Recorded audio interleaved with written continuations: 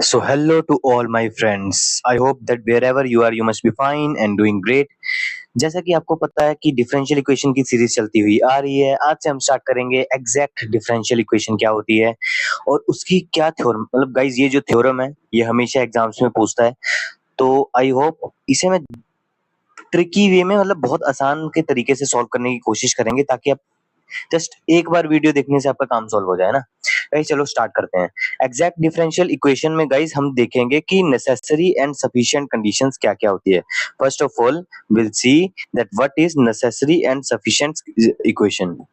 ये देखो, necessary and sufficient equation को सबसे पहले मैं चेक करूंगा, ठीक है, क्या होती है। उसके लिए ना सबसे पहले हमें बच्चों क्या करना पड़ेगा, सबसे पहले ये समझना पड़ेगा कि भाई एग्जैक्ट डिफरेंशियल इक्वेशन होती क्या है, ठीक है। उसके बाद समझेंगे कि नेसेसरी एंड सफिशिएंट कंडीशन कैसे आती है और उसे प्रूव करके भी दिखाऊंगा मैं आपको। डायरेक्टली एग्जामिनेशन में इसका प्रूफ पूछ लेते हैं गाइस, तो ध्यान से देखना इसे मैं कैसे सॉल्व कर रहा हूँ। देखो गाइस, सबसे पहले डेफिनेशन है कि अगर मान लो कि if m and n are the functions of x and y, मतलब कि m is a function of x and n is a function of y, somehow ऐसी कुछ कंडीशन होगी, तो जो इक्वेशन होगी m dx plus n dy is equals to 0, ये होती है गाइस एग्जैक्ट इक्वेशन। जो ये वाली इक्वेशन होती है, this is exact differential equation.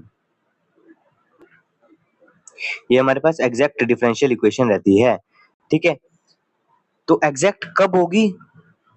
ये इक्वेशन तभी एग्जैक्ट होगी जब यहाँ पे एक फंक्शन एग्जिस्ट करेगा in the form of F of x comma Y of X and Y, such that कि जब डिफरेंशिएशन करूंगा F of x comma Y की, मतलब कि कोई भी फंक्शन है उसकी differentiation with respect to x as well as with respect to Y, वो M D x plus N D Y के इक्वल होगा।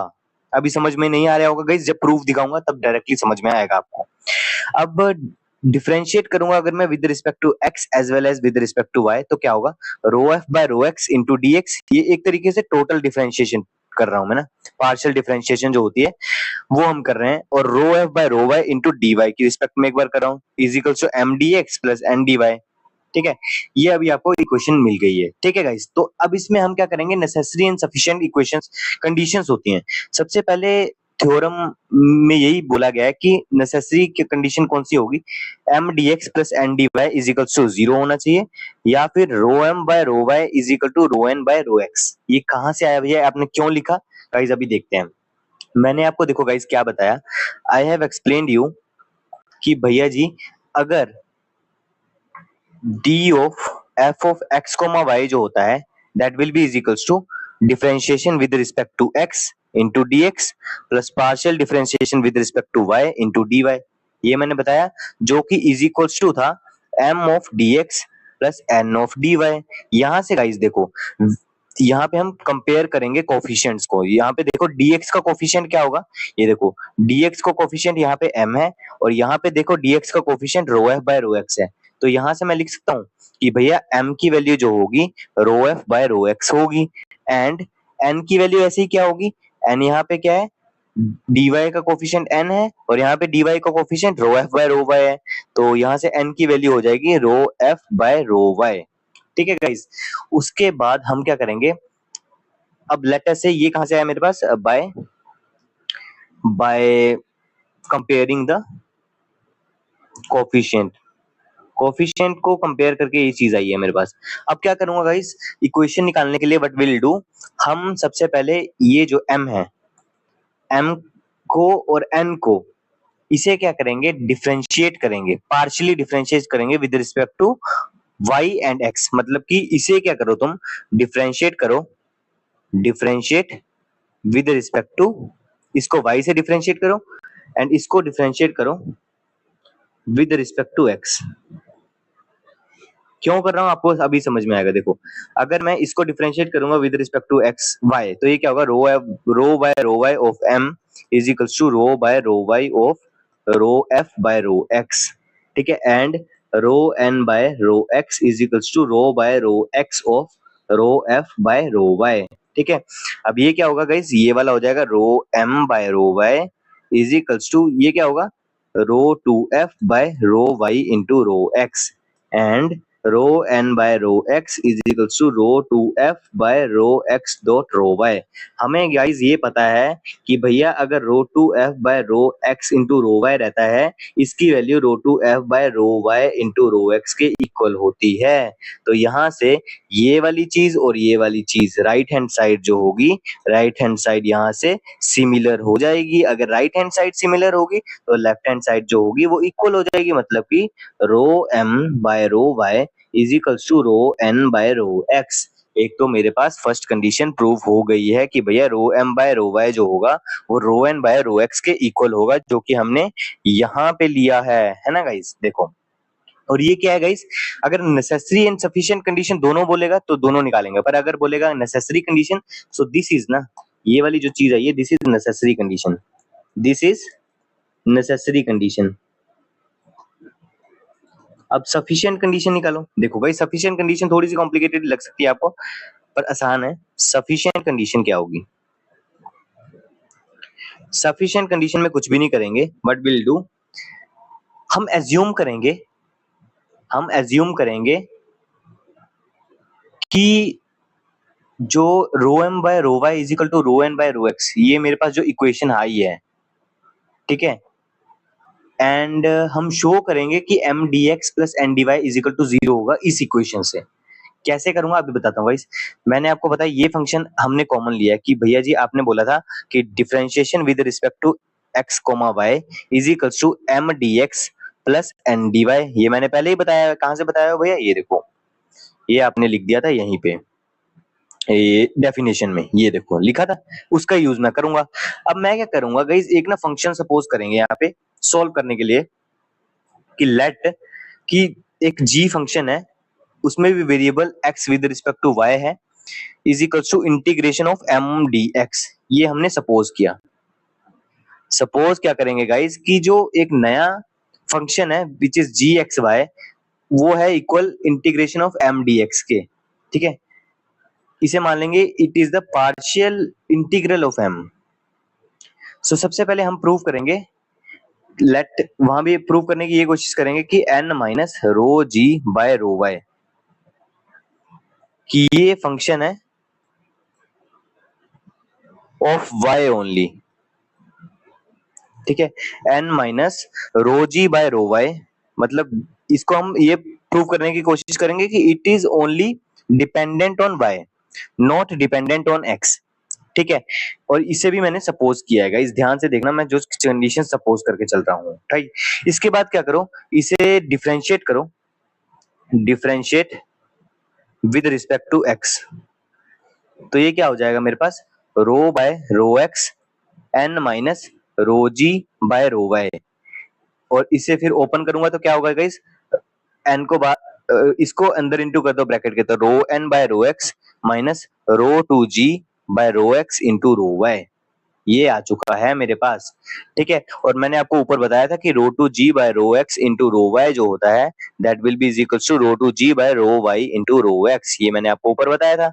तो यहाँ से मैं क्या लिखूंगा कि यहाँ से rho N by rho x जो हो जाएगा that will be is equal to rho two ji by rho y dot rho x.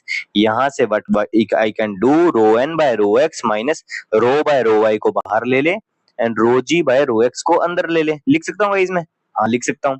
अब देखो, अब क्या देखने की बात है कि इस कंडीशन में इसे मान लो गाइस, ये वाली कंडीशन को मान लो ए।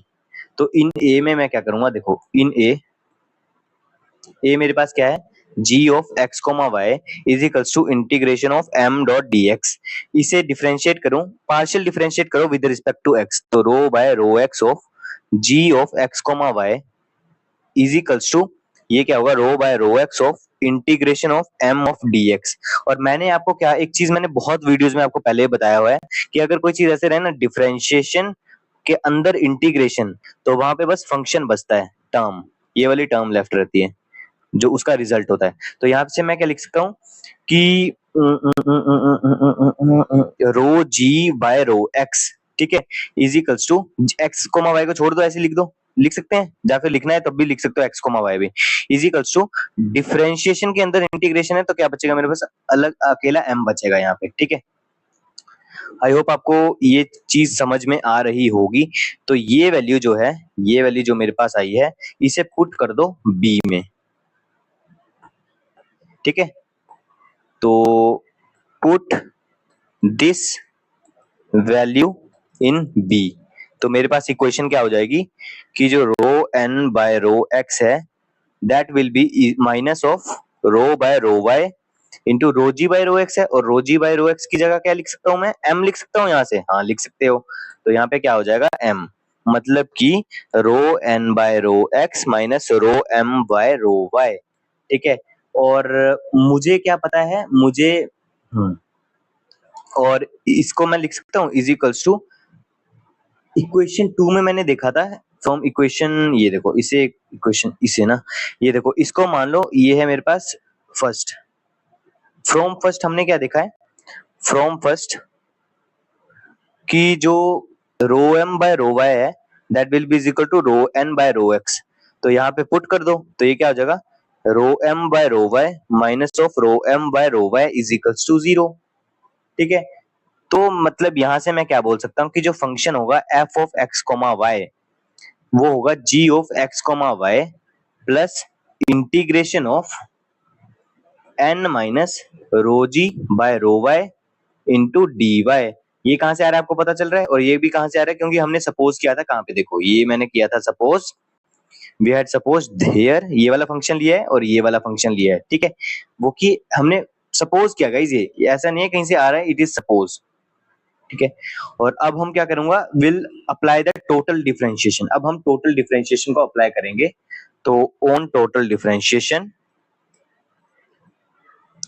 टोटल डिफरेंशिएशन मैं किसका कर रहा हूं, इस वाली इक्वेशन का, इसे मान लो तुम सी ऑफ सी, तो यहां से क्या आ जाएगा, ये आ जाएगा मेरे पास, इसको मैं बोलूंगा d of f is equals to d of g plus, अगर इसका डिफरेंशिएशन कर रहा हूं देखो इसका, तो डिफरेंशिएशन ऑफ इंटीग्रेशन मैंने आपको क्या बताया था, हमारे पास बस अंदर वाली वैल्यू बचेगी, तो इसको मैं लिख सकता हूं, इसको व्हाट आई कैन राइट, इसको मैं लिख सकता हूं N minus rho g y rho Y into d y. अब क्या करूंगा, इसे मैं लिख सकता हूँ d f is equals to, इसको लिख दो, इसको लिख सकता हूँ rho g by rho x into d x, partial differentiation की फॉर्म में with respect to x, plus N D y यहाँ से पहले से है, और यहाँ से है rho g by rho Y into d y, यही है गाइज। और what we can do from here, here हम क्या कर सकते हैं, यहाँ से हम एक चीज गाइज, हम यहाँ से ये कर सकते हैं, यहाँ से ना गाइज, अगर मैं इसे x की रिस्पेक्ट में ले रहा हूँ तो y की रिस्पेक्ट में भी ले सकता हूँ, है ना। तो यहाँ से व्हाट आई कैन डू, इसे ले लो plus rho g by rho Y into d y plus N D y minus rho g by rho Y into d y, ठीक है, ये हो जाएगा। तो d ऑफ f की वैल्यू मेरे पास आ जाएगी rho g by rho x into d x, और यहाँ से ये कट जाएगा और ये कट जाएगा, यहाँ पे बचेगा n ऑफ डी वाई, और मैंने पता है मुझे कि m is equal to rho g by rho x है, इनिशियली सपोज भी किया हुआ है, देयरफॉर जो फंक्शन हो जाएगा वो हो जाएगा मेरे पास rho m of d x plus n of d y, ठीक है। देयरफॉर ये सेटिस्फाई कर रही है इक्वेशन फर्स्ट को which is a necessary equation, ठीक है। और इसके ऊपर वर्किंग रूल भी हम देख लेते हैं अभी कि वर्किंग रूल क्या है इसका, कुछ भी नहीं है गाइस, कि सबसे पहले वर्किंग रूल की अगर हम बात करें यहाँ पे, तो वर्किंग रूल अगर कोई भी इक्वेशन आएगा तो हम उसे सॉल्व कैसे करेंगे, सबसे पहले वर्किंग रूल में ये चेक करेंगे कि कोई भी इक्वेशन गिवन है ना, स्टेप 1 है compare given equation with m D x plus N D Y is equals to 0 की फॉर्म में, तो वहां से हम फाइंड करेंगे m कितना है एंड n कितना है। जब हमें m और n वैल्यू की पता लग गई तो हम इसको क्या करेंगे, डिफरेंशिएट करेंगे with respect to x, with respect to y m को, एंड n को विद रिस्पेक्ट टू x, ये दो वैल्यू मैं फाइंड आउट करूंगा, ठीक है। फाइंड आउट करने के बाद मैं चेक करूंगा whether rho m by rho y is equals to rho n by rho x है, अगर है तो मतलब कि ये एग्जैक्ट डिफरेंशियल इक्वेशन सेटिस्फाई करेगी, सेटिस्फाई, ठीक है। और जब सेटिस्फाई करेगी तो जो इसका सॉल्यूशन होगा ना गाइस, ठीक है, इसका जो सॉल्यूशन होता है फाइनल वो होता है integration of m dot dx। यहाँ पे y की टर्म को कांस्टेंट ट्रीट कर लो, y टर्म यहाँ पे जो होगा वो कांस्टेंट होगा। अभी समझ में ना आए ना गाइस, क्वेश्चंस के थ्रू इंप्लीमेंटेशन करेंगे। Plus terms of n not containing y, n में वो वाली terms, sorry not containing x होगा यहाँ पे, ठीक है, into d Y is equals to constant term. तो ये फाइनल हमारा सॉल्यूशन होगा। तो गाइस याद रखने वाली बात यही है कि हमारे पास ये वाला it is a final exact differential equation के लिए जो भी सॉल्यूशन निकाला जाएगा तो उस इक्वेशन को ऐसे सॉल्व करेंगे। तो आई होप आपको वीडियो पसंद आ रही होगी। कोई भी डाउट है तो कमेंट सेक्शन में जरूर बताइएगा। Thank you, have a very good day.